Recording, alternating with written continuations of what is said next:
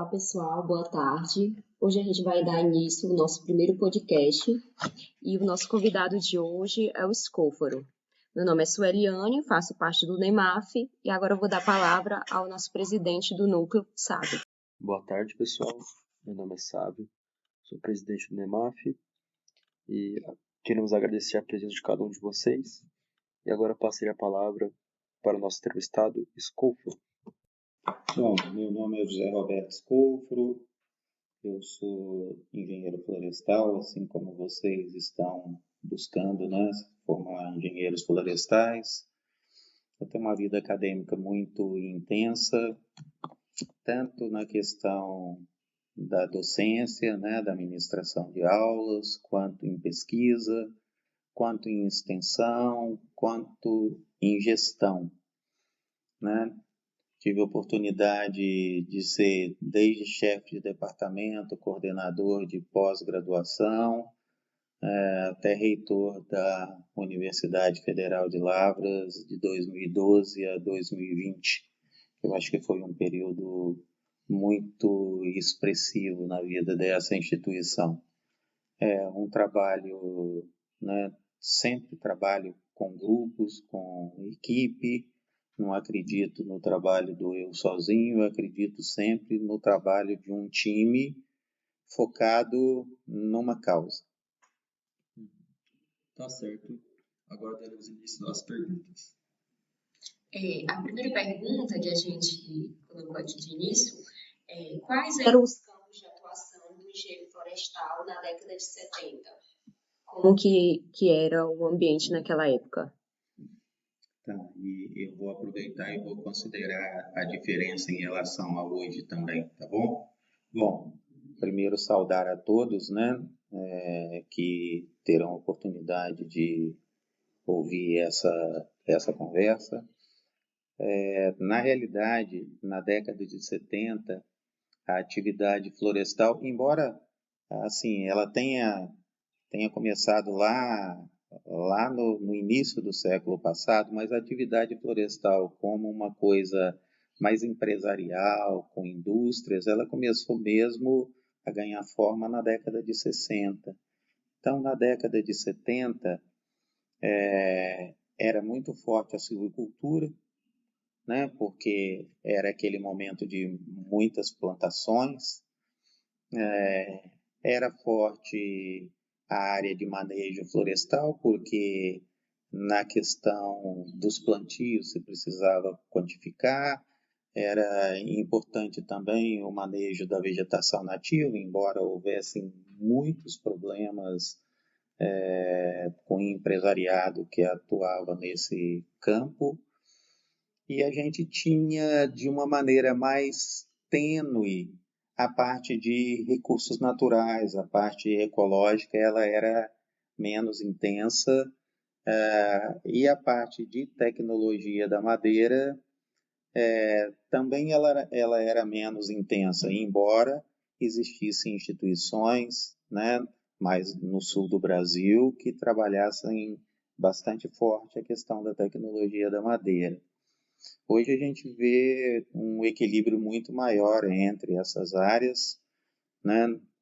A silvicultura com um foco muito mais amplo, não só com o foco de plantar florestas, mas também com o foco de buscar revegetar áreas, revegetar dentro dessa revegetação de áreas degradadas, áreas de nascentes, áreas ciliares nos cursos d'água. Então a gente vê um foco muitíssimo mais amplo, a gente vê uma silvicultura de espécies nativas ganhando alguma intensidade, com algumas outras espécies exóticas, mas diferentes das espécies do gênero eucalipto e pinos. No manejo a gente viu ganhar muito corpo, né, além do inventário, da biometria, do próprio manejo, o que a gente chama do manejão, né, do manejo florestal, da economia florestal, mas a gente viu ganhar muito corpo a área de geoprocessamento, em especial com o sensoriamento remoto, E a gente também tem no campo dos empreendimentos mais organizados a área de planejamento florestal com otimização, né, de corte, colheitas, o que vai gerar minimização de custos ou maximização de lucros. A área da ecologia ela explodiu porque ela ganhou uma amplitude muito maior, né, principalmente a partir da Eco 72, né, em que se começou a discutir de forma muito mais clara os conceitos do desenvolvimento sustentável, né? Se começou de maneira tênue a falar em clima, mas o grande conceito era o conceito da sustentabilidade, que busca essencialmente que você na sua atividade tenha lucro, porque sem lucro você não sobrevive, mas você tenha compromisso com o ambiente, ou seja, não seja um predador, seja uma pessoa que use tecnologias, que use sensatez e também busque justiça social, ou seja, as pessoas que participam desse processo sejam tratadas com decência, com todo o cumprimento da legislação e com toda a humanização que é necessário se você quer fazer desenvolvimentos, né? E a questão tecnológica a gente desenvolveu também muito assim na parte de tecnologia da madeira. Hoje a gente fala em celulose, em papel, mas a gente fala muito também na madeira serrada, na madeira processada, na madeira reconstituída. E a gente busca, por exemplo, o desenvolvimento com a celulose solúvel, que hoje gera tecidos de excelente qualidade e outras alternativas, e também desenvolvimentos que permitem produtos excepcionais, produtos mais resistentes que o aço, no caso da celulose microfibrilada, né? Então, assim, a gente vê uma mudança muito expressiva, não só na engenharia florestal, mas eu diria em todos os campos de conhecimento. Juntando-se a isso, tem todo o desenvolvimento tecnológico. Na década de 70, o computador que existia, você sequer o via, né? Era um mainframe, um computador de grande porte que processava para todas as pessoas. Você tinha, no máximo, uma máquina de calcular. Não existia telefone celular, não existia o microcomputador pessoal, né? O microcomputador pessoal surgiu nos Estados Unidos em 1983. Então, vocês, a geração mais recente, hoje tem o celular como um computador, né? Como um microcomputador. Quando lá na década de 70, a maneira de se comunicar era carta ou um telefone fixo num orelhão ou num posto telefônico, né? Então, assim, a mudança é muito expressiva. Foi muito expressiva e continua sendo muito expressiva. Então, no caso, a engenharia florestal mudou com a modernidade, né? Mudou com a modernidade. A modernidade ela tem muita influência em todo o desenvolvimento tecnológico, né?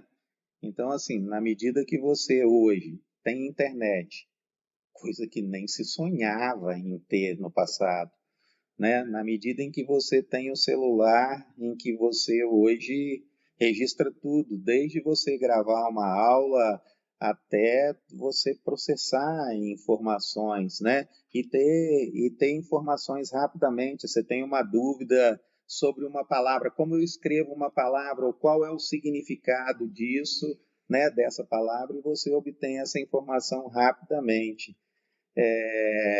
E isso se reverteu muito na área de tecnologia não só da madeira, mas da madeira e dos produtos todos oriundos da madeira, que é uma infinidade. Hoje a gente constrói acessórios para veículos até as pastas mecânicas muito utilizadas para jornais ainda impressos, né?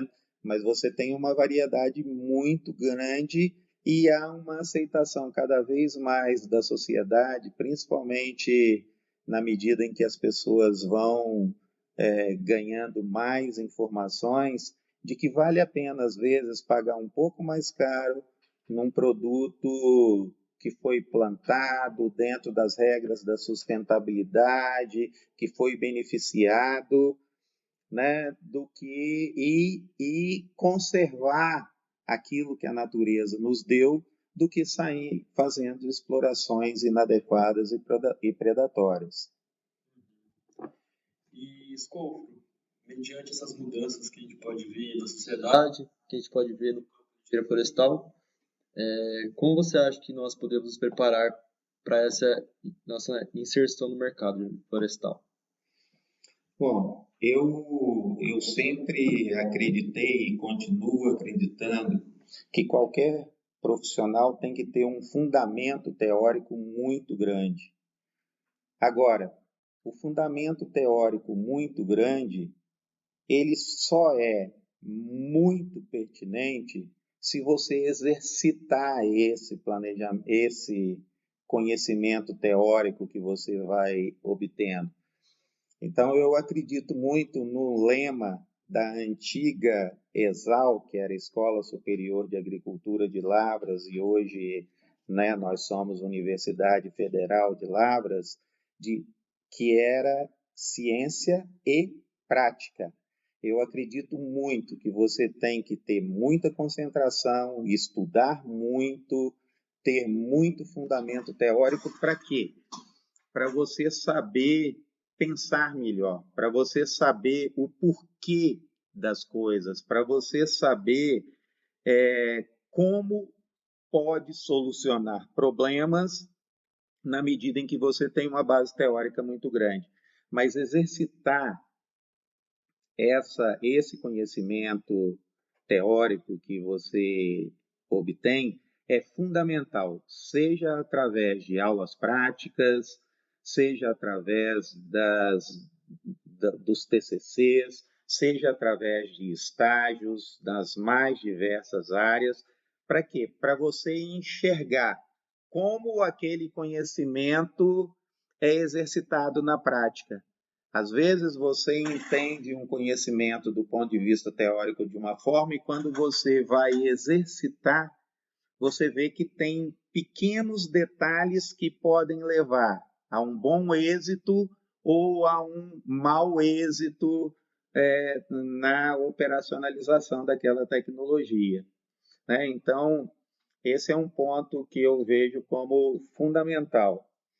Um outro ponto que eu julgo fundamental é que o engenheiro florestal, ainda em formação, ele entenda que a engenharia florestal ela é muito integrada, que a silvicultura, que o manejo florestal, que a ecologia ou os recursos naturais, depende da época, a gente muda essa nomenclatura, e a tecnologia da madeira, todas essas áreas temáticas se complementam. Então, mesmo que a pessoa tenha preferência por determinados temas, é fundamental que cada estudante entenda que ele precisa se formar um bom engenheiro florestal. E para se formar um bom engenheiro florestal, ele tem que ter domínio dessas 4 grandes áreas, porque ele não sabe para onde a vida vai empurrá-lo, ou quais são as oportunidades que a vida vai dar a ele. Eu, por exemplo, falava assim, nunca vou ser professor. Mas eu não me descuidava de quando ia fazer um seminário, ensaiar muito, muito, muito para tentar fazer a melhor apresentação. E hoje não, logo depois que eu terminei a pós-graduação, que eu terminei o mestrado, nem o doutorado, naquela época em que eu estudei, Você entrava, às vezes, numa instituição de pesquisa, né, ou numa universidade com mestrado. E, naquela época, eu já entrei como professor, algo que eu falava que eu nunca gostaria de ser. E eu adoro ser professor, né? É uma das coisas que me deixa mais feliz é ser professor. Eu não gosto que alguém fale assim, o doutor José Roberto Scufaro. Não, eu gosto que alguém me nomine assim, o professor José Roberto Scufaro. Então, assim, essa é uma experiência pessoal, mas como um educador, muito mais do que um ensinador, eu me entendo como um educador, né? É um professor que se preocupa em passar muita técnica, mas também em ajudar a lapidar a formação das pessoas, a ajudar as pessoas a desenvolverem determinados valores éticos, morais, conceituais, que são importantes para a formação do ser humano. E a gente, muitos dos estudantes, às vezes, fazendo a disciplina inventário florestal comigo, ou biometria, e aí eu exigia muito, e é muito cálculo, e as pessoas falavam assim, mas eu nunca vou trabalhar nessa área na vida, eu detesto isso. E daí um tempo as pessoas se formavam, mas mesmo assim estudavam muito, se dedicavam. Daí alguns meses está o telefone tocando, ô professor, estou aqui trabalhando na área tal, e eu estou com uma dúvida, o senhor consegue aqui bater um papo comigo para tirar essa dúvida? Então, é muito importante que nós, enquanto estudantes, que a gente se dedique aos 4 grandes temas da engenharia florestal, silvicultura, manejo, ecologia e tecnologia ou ciência da madeira, para que a gente esteja preparado para os caminhos que a vida nos oferecer. Eu poderia falar muitas outras coisas, mas o tempo não nos permite, né? E, Scofro, como você acha que o engenheiro florestal, independente da área de atuação que vai trilhar, ele tem que se posicionar perante as mudanças climáticas, perante os intempéries climáticos que a gente está vivendo atualmente? Tá, eu vou só, antes de responder a sua pergunta, eu vou completar um pouquinho a anterior, mas é numa sequência, tá? Bom, hoje, um engenheiro florestal precisa falar mais do que um idioma. Ele tem que buscar o tempo da juventude, onde é mais fácil aprender, para aprender inglês, aprender espanhol ou castelhano, né? Aprender algum outro idioma. E por que isso? Porque no mundo globalizado, você não vai conversar com pessoas de um único idioma mais. Você vai conversar com o mundo. E se você pode ser o melhor profissional do mundo, mas se você não dominar um idioma mais universal, né, mais do mundo, né, do mundo que define as coisas, você acaba tendo uma dificuldade muito maior e você perde muitas oportunidades. Esse é um ponto fundamental. Você não consegue hoje falar de mudança climática ou de qualquer outro tema exclusivamente com brasileiros. Você vai ter que se comunicar com pessoas de outros países e é fundamental isso. É fundamental que as pessoas aprendam um pouco de programação. Ah, mas programação é complicado e isso é coisa do pessoal da ciência da computação, certo? O pessoal da ciência da computação, eles vão se aprofundar ao máximo, mas nós, independente da área, para qualquer uma das grandes áreas nossas, né, essas 4 que a gente tem falado, e mesmo para outras áreas, pelo menos dominar fundamentos do R. Isso é outra coisa que o mercado exige hoje de você. E quando eu estou falando de mercado, eu não estou falando do mercado só vinculado a empresas. Eu estou falando de mercado vinculado a instituições públicas, eu estou falando de mercado vinculados ao terceiro setor, né? As OCIPs, as ONGs. É necessário que você domine o básico de programação, e o R é muito bacana porque ele é fácil, é simples, te permite solucionar problemas e é de graça. Ou seja, o que você gera, você pode deixar disponível para todas as pessoas, porque ele não é pago. É importante também que as pessoas, independente do que elas gostem, elas têm que aprender geoprocessamento. Hoje, você enxergar o mundo de cima, é lógico que dentro do mundo geo existem uma infinidade de tecnologias, mas a gente trabalha com o básico, né? Então, o aprendizado hoje de um sensoriamento remoto, de como funciona um drone, como devem ser as correções de imagens, como deve ser essa interpretação, como você trabalha esse campo do conhecimento, é muito importante. Ele é muito importante para a silvicultura, é muito importante para manejo, é muito importante para a ecologia, é muito importante para a tecnologia, é muito importante para qualquer área do conhecimento, da segurança pública à saúde nas questões de endemia. Ele é fundamental. Então, são 3 pontos que eu estou elencando como muito fundamentais. Tem um 4º ponto que eu defendo, assim, mas defendo fortemente, é o que o profissional, não só florestal, mas falando aqui para o público florestal, é de que não vale a pena esconder conhecimento. É necessário hoje que as pessoas saibam trabalhar em grupo, ter iniciativa, serem proativos, não serem reativos. Reativo é quando alguém te manda fazer alguma coisa. Faz isso. Aí você vai lá e faz isso muito bem. Faz isso. Você vai lá e faz muito bem. Mas você não inova, você não busca ter iniciativas para quando a pessoa falar assim, vai lá e faz isso, fala assim, eu já fiz e já estou agora buscando desenvolver uma outra coisa. Isso é que encanta e isso é que te torna muito competente, né? Então, ter a iniciativa, saber trabalhar em grupo, ajudar o próximo, toda vez que você está ensinando alguém, você está aprendendo com esse alguém. Esse alguém pode ter a maior dificuldade do mundo.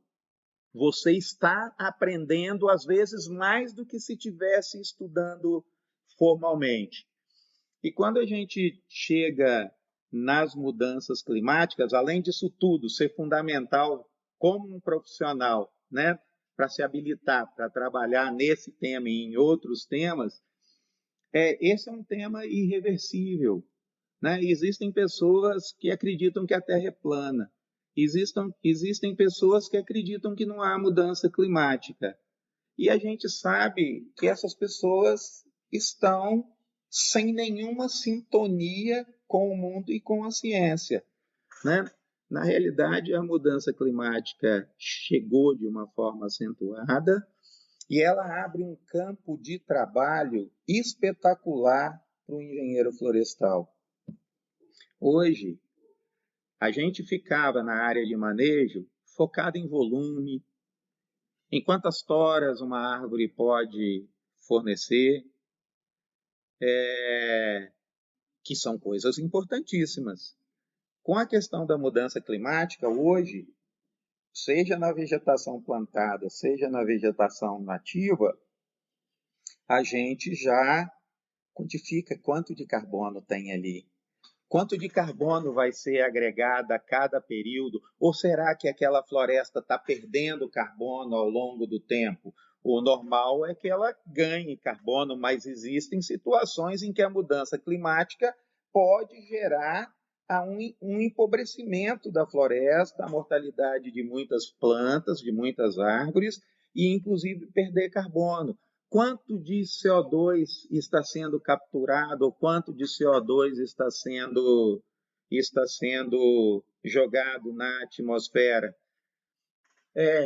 O Brasil tem muitos milhões de hectares de áreas degradadas.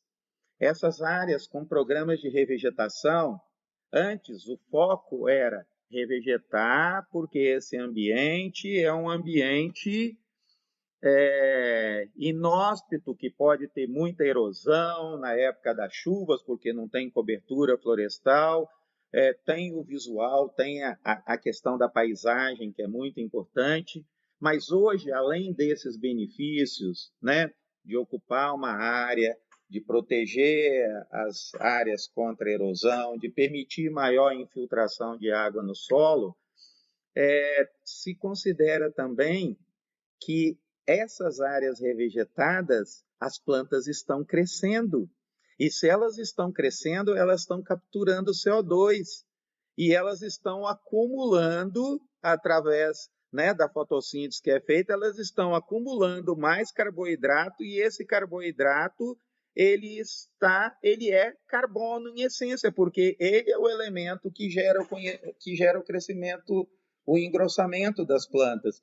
Então, assim, eu estou dando só um exemplo, mas a gente tem uma infinidade de exemplos de como aumenta o campo do engenheiro florestal. E aí, de novo, eu volto a enfatizar.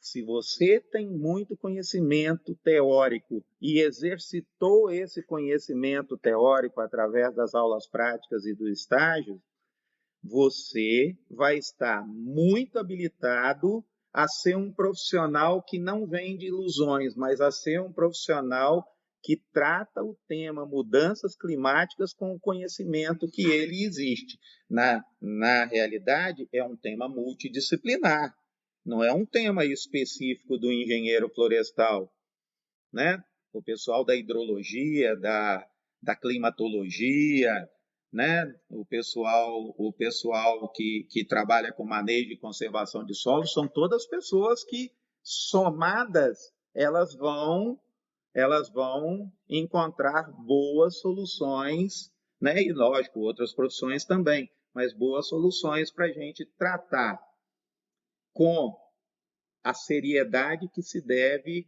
esse tema mudanças climáticas, porque cada grau que o planeta sobe em temperatura significa um grande risco para a própria sobrevivência da humanidade. Então, no caso, nós, como engenheiros florestais, a gente é ativo nessa questão das mudanças climáticas, né? Nosso dia a dia. Absolutamente ativo. E por isso estudar muita silvicultura, para sabermos ocupar as áreas que hoje não são produtivas para a agricultura, e nós temos uma infinidade de áreas que nem competem, que podem ser trabalhadas para capturar carbono, a quantificação disso que está dentro da área de manejo, né, o aproveitamento disso posteriormente que vai estar dentro da área de tecnologia, e a interação das plantas com o ambiente, né, que retrata a lógica da ecologia, o conhecimento dessas diferentes áreas, com a fauna dispersando as sementes das plantas que são, né, que fazem parte dos projetos de revegetação ou de outros projetos que podem ser projetos empresariais mesmo, elas fazem toda a diferença do mundo. Então, ter muito conhecimento teórico nos dá um lastro espetacular para sermos profissionais muito consistentes e muito qualificados no trato das mudanças climáticas. E para a gente fechar o nosso podcast, a nossa última pergunta é em relação aos recém-chegados ao curso de Engenharia Florestal. Qual conselho você daria? Bom, a primeira coisa é busquem se aproximar dos estudantes que estão há mais tempo dentro da universidade, principalmente na área de conhecimento nossa, que é a engenharia florestal. Por quê? Porque lá no início é uma mudança muito grande de vida. Você estava no ensino médio, a maneira de se relacionar era uma, e você vem para uma universidade onde a liberdade é muito maior, e a liberdade é muito importante. mas você precisa gerenciar bem a sua liberdade para que você nunca se desvie de um caminho do bem, para que você não se agregue a amizades inadequadas e, de repente, você se perca na vida e depois é muito difícil voltar a um caminho que vai levar e que vai gerar bons frutos. Então, eu penso que essa integração, tanto com os estudantes dos períodos mais adiantes, quanto com os professores, né? Existem muitos professores que dão muita abertura para que os estudantes se aproximem deles, comecem trabalhando como voluntário em algum projeto de pesquisa, e depois que ele mostra interesse e persistência, o professor acaba viabilizando uma bolsa para ele. Além do mais, no início do curso, você tem disciplinas fundamentais, mas que a forma delas serem apresentadas para o estudante é muito árida. Então, você tem disciplinas importantíssimas, como a fisiologia, os cálculos, as químicas, elas são fundamentais na nossa vida. Só que você vê aquilo de uma maneira mais nua e crua, e aquilo assusta. E ao assustar, muita gente, às vezes, quer desistir. E olha, não é uma pessoa que vai mudar essa história. Na realidade, quase todas as pessoas têm dificuldades nas matérias mais duras. A gente chama de matérias mais duras, né? Principalmente porque elas não apresentam exemplos aplicados. E aí, se a pessoa que entra na universidade se aproxima de pessoas mais experientes, que já têm mais vivência, ele vai, ao invés de pensar em desistir, ele vai ver como eu vou ultrapassar essas barreiras. Como diz Carlos Drummond, dizia, né, o Drummond de Andrade, mas a poesia dele é eterna, né? Há pedras no caminho, né? Então, assim, como que eu vou retirar ou como eu vou contornar as pedras que existem no caminho? É muito importante que o nosso estudante não se feche e não se amedronte por conta das disciplinas duras. Elas são fundamentais, mas, mais uma vez, se ele se integra com pessoas mais experientes, busquem os professores, busquem os pós-graduandos, busquem os que estão em períodos mais avançados e vocês vão aprender muito mais facilmente como tirar ou contornar as pedras que estão no meio do caminho. E desistir nunca. O ato de desistir é um ato que marca a vida das pessoas de uma forma muito contundente, porque ele encontrou uma barreira e desistiu, ele não persistiu. E o caminho para o sucesso, um dos caminhos para o sucesso é persistir, é mostrar a sua força, é mostrar assim, ó, eu estou até em dúvida, estou com medo e estou até um pouco perdido, mas eu vou mostrar para mim mesmo que eu tenho capacidade, que eu sou capaz e vou vencer isso, né? E vou vencer essas barreiras. É basicamente isso que eu consigo falar nesse tempo aqui com vocês e dizer da minha satisfação, né, de estar participando desse primeiro podcast que vocês estão organizando e parabenizá-los pela iniciativa. A gente agradece a sua presença, Púlpuro. A gente agradece por ter aceito o convite. Eu acho que foi uma conversa de muito uso para a gente, para quem está assistindo. E eu, pessoalmente, achei muito contundente o que você falou. E acredito que eu vou sair daqui com outra cabeça em relação à engenharia florestal. Eu também agradeço em nome do Núcleo. Para mim é uma honra, né, estar aqui. Eu vim de tão longe e conheço só através das aulas, né, e estou agora pessoalmente com uma pessoa que leva o conhecimento, né, nossa área de engenharia florestal. E é muito gratificante estar aqui hoje na UFLA, né, e aprendendo mais e mais nessa área que eu tanto amo, que é a engenharia florestal. Muito obrigada. Então a gente agradece a presença de todos e esse é o fim. Até mais. Até mais.